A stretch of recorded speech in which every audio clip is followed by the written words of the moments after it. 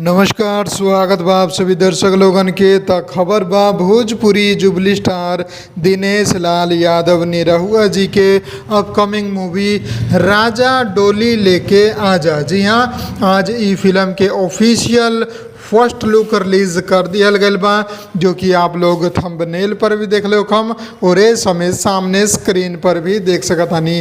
Film जोन बा में jubilee star Dinesh Lal Yadav Nirahua जी और साथ में आम्रपाली दुबे, साथ में श्रुति राव मेन लीड रोल में बढ़े। जी हाँ, ये पॉजिटिव कैरेक्टर बा, बाकी नेगेटिव कैरेक्टर यानी कि विलन के बा अभी ये पूरा स्पष्ट जानकारी ना बा कि फुल फ्लैश विलन के बा जोन मेन विलन होला।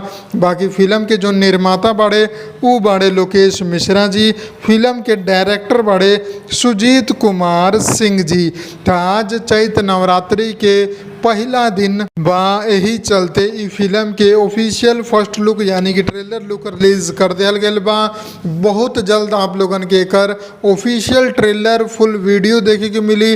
फिलहाल इतना जितना अपडेट हमारा पास आयल, पोस्टर आयल, आप सब खातिर लेके आ गए बानी। अगर ई अपडेट आप लोगन के पसंद आयल बा और फिल्म के नाम अच्छा लागल बा, स्टार कास्ट अच्छा लागल बा, ई फिल्म के आप लोग इंतजार कर रहा बानी, तो वीडियो के लाइक कर दी, ज़्यादा से ज़्यादा शेयर करके चैनल के सब्सक्राइब कर दी। हम मिलम आप लोगन के एगो नया वीडियो में नया खबर के साथे। तब तक खातिर जय हिंद, जय भोजपुरी, प्रणाम।